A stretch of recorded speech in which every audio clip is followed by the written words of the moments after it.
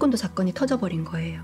전 엑소더스 회장 김도영 교수와 MBC 조성현 PD의 합작 넷플릭스 나는 신이다 JMS 편에서 이들은 태권도 사건에 대해 이렇게 주장합니다. 2006년도에 태권도 유단자 여성 2명이 성폭행을 당했으며 문화선교로 중국에 가라는 지시를 받았으나 어디로 가는지도 모르게 갔다. 식당에 써있는 수저 글씨를 보고 중국 안산인 것을 알았다. 이 주장으로 많은 사람들이 강압적으로 끌려가 성폭행을 당했다고 믿게 한 연출이었습니다. 그러나 이 모든 것이 과연 사실일까요? 사건의 진실을 밝혀보겠습니다.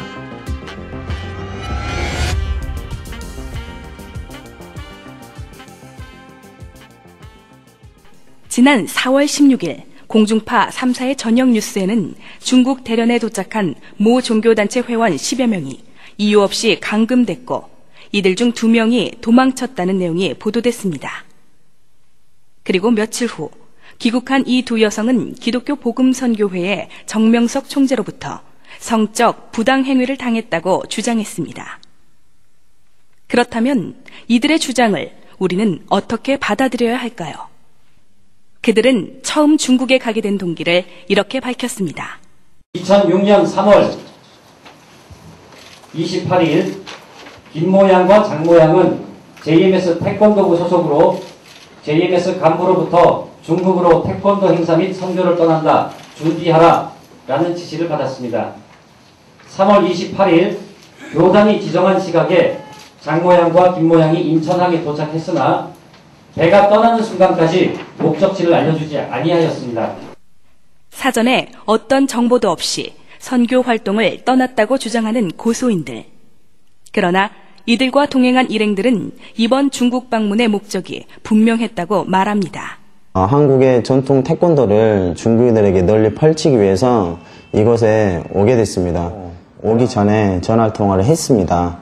그래서 중국의 문화체험 및 태권도 홍보하는데 갈 수 있겠느냐 했을 때 굉장히 좋은 추억으로 남을 것 같다 했을 때 좋다고 그리고 흔쾌히 받아들였고 기독교 복음선교회는 중국으로 선교활동단을 파견한 일이 없다고 이미 밝힌 바 있습니다.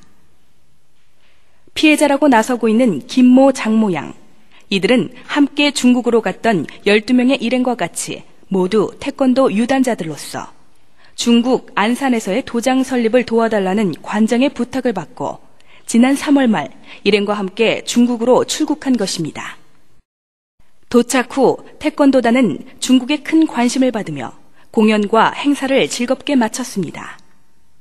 그 어디에도 억지로 하거나 누구로부터 감금됐던 모습은 찾아볼 수 없습니다. 그러던 4월 3일 밤 갑자기 김모 장모양이 말없이 일행을 이탈해 사라졌습니다. 11시경인가 그쯤에 이제 여자 숙소에서 두 사람이 없어졌다라는 연락이 왔습니다. 그 남자들 이제 전원이 밖에 나가서 찾아보고 이렇게 했는데도 찾질 못해가지고 순간 제가 생각에 점심때 왔다가 그 심양이라는 얘기를 해서 혹시 뭐 한국에 간 거 아닌가 이런 얘기가 있어가지고 공항까지 찾으러 갔어요. 혹시 있는가 싶어서. 근데 그곳에서 얼굴을 봤는데 갑자기 소리를 막 지르면서 갑자기 그러니까 너무 진짜 황당한 일이었거든요. 김모양은 일행을 이탈한 3일 밤 한국의 어머니를 통해 감금돼 있으니 도와달라는 내용으로 마포경찰서에 신고했습니다. 그러나 경찰은 실상 이들을 도울 것이 없었습니다. 그러니까 납치됐다고 그러니까 현장에 우리가 직접 갔었지. 현장에 가고 확인하니까 납치된 건 아니고 결국 이유 없이 감금되고 납치될 뻔했다는 고소인들의 주장은 사실이 아님을 알 수 있습니다.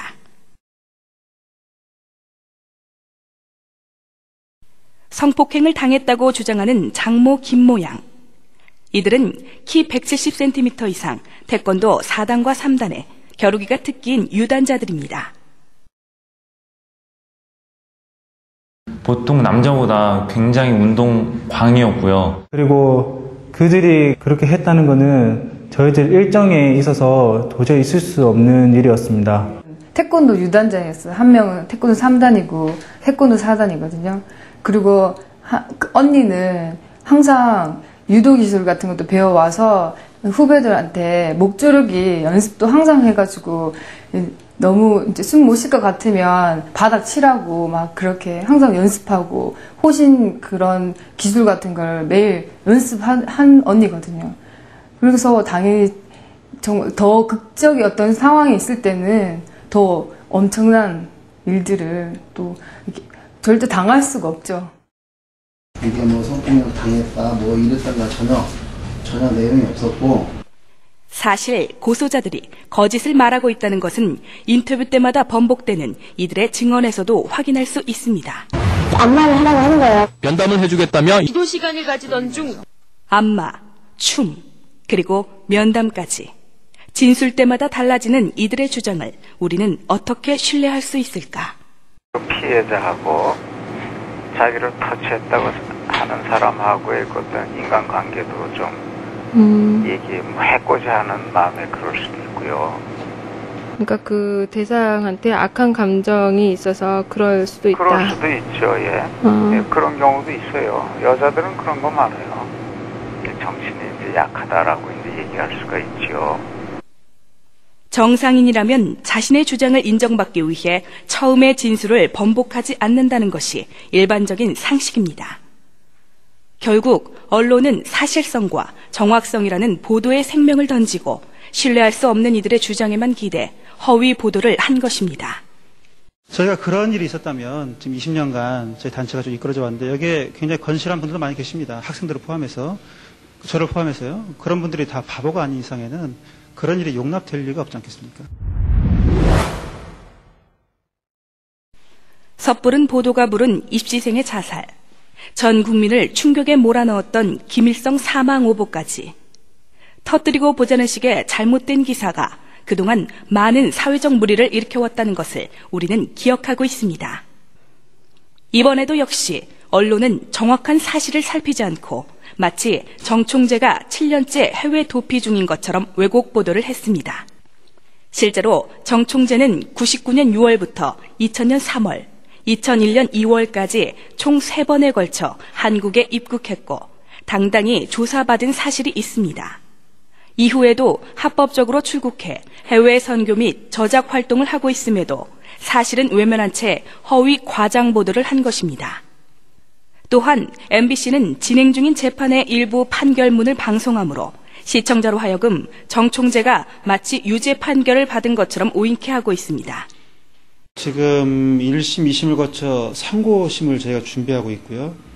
아직 판결이 확정되지 않은 사건입니다. 그 재판에 있어서 재판장과 판사들은 서류와 또 몇몇 사람들, 짧은 시간의 만남을 통해서 우리 사건 전체를 파악하려고 하겠지만은 누구에 대해서 왜 소송을 걸었는지, 그 사람들이 어떤 삶을 살아왔는지, 왜 소송이 이르게 됐는지 우리가 더 잘 알고 있다고 우리 자부하고 있습니다.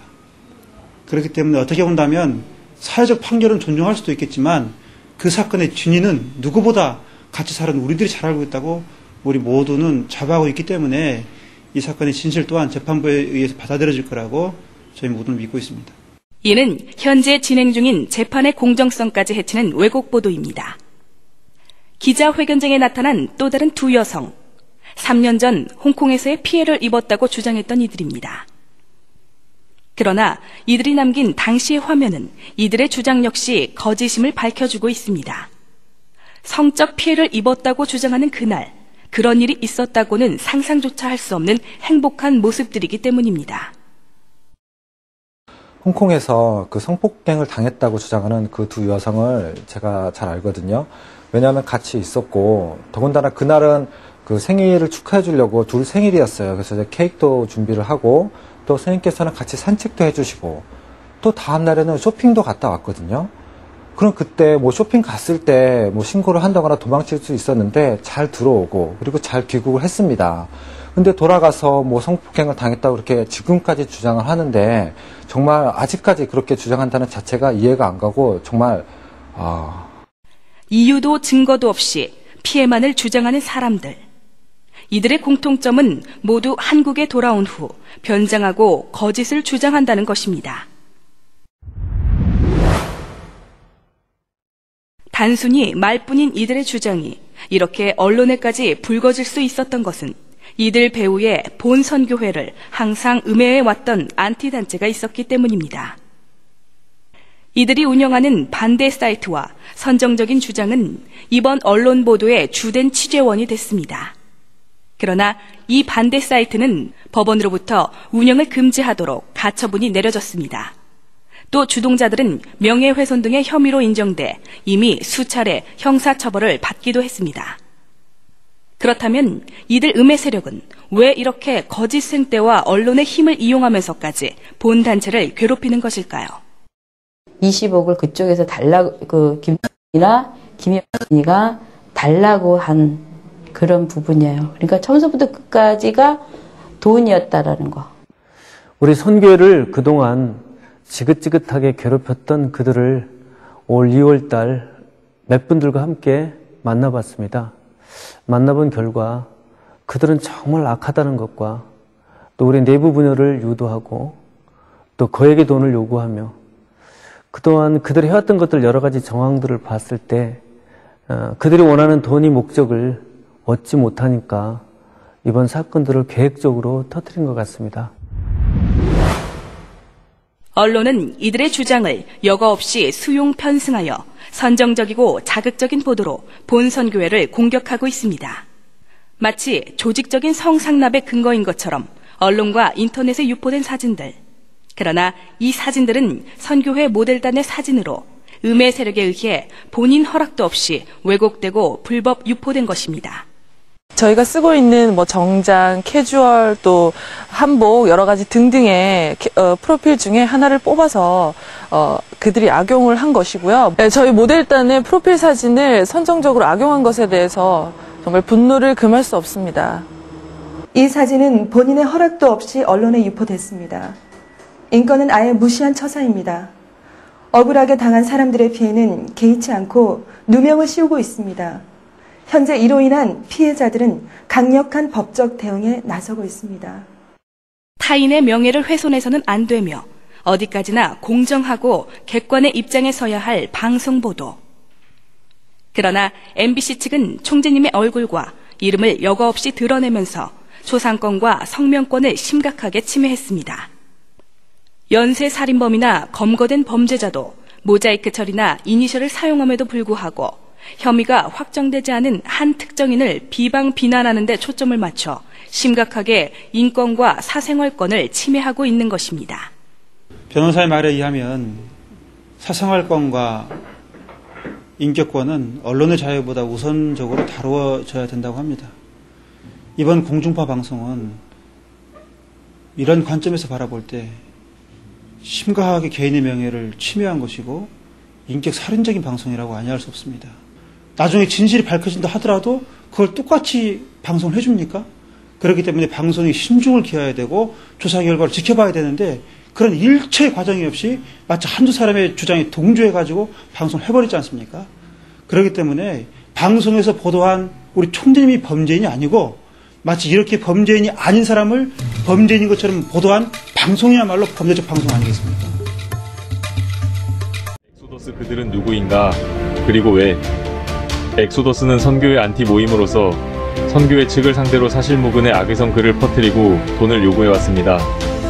엑소더스의 창설자 김 씨는 1995년 선교회를 몇 달간 접하고 한 여성을 이성적으로 사모했다가 거절당한 반감으로 선교회 비방 활동을 시작합니다. 처음에는 교단 사람들에게 전화를 걸어 분쟁을 일으키다가 점차 인터넷 악성 글, 종교 잡지 진정 등 활동의 폭을 넓혀 나갔습니다. 그리고 1999년 본격적으로 CBC에 허위 제보하여 그것이 알고 싶다 방송 제작에 나섭니다. 이에 더하여 김 씨는 20억 원을 요구하면서 만약 자신의 요구를 들어주지 않으면 꽃피는 춘 3월 2006년 3, 4월경 피바람이 불 것이라 예고했습니다.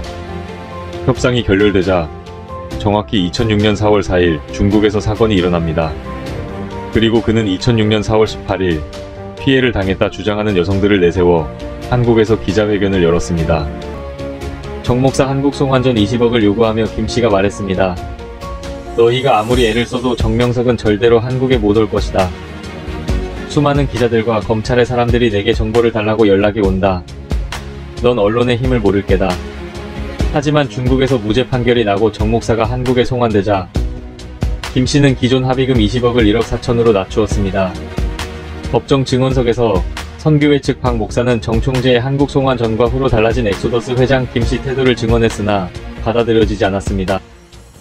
피해자 장 모양은 허위 고소를 인정하고 양심 고백과 고소를 취하했습니다.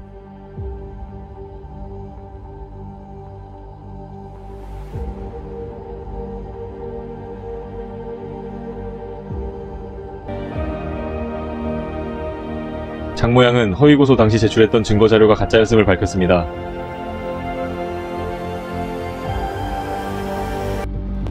장 모양은 고소 사건이 기자회견, 재판준비 합숙훈련 등 엑소더스 주도하에 계획되었다는 것을 밝혔습니다.